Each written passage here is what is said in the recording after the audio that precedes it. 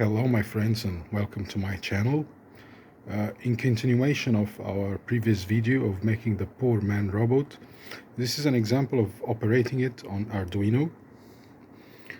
Here are our two motors. This is the Arduino. We have two capacitors, 10 microfarad each on the power supply. This indicator LED for the start of the program, and it works as a headlight maybe. And these two transistors are taking the output from the Arduino to the motor, insulating the control from the power circuit.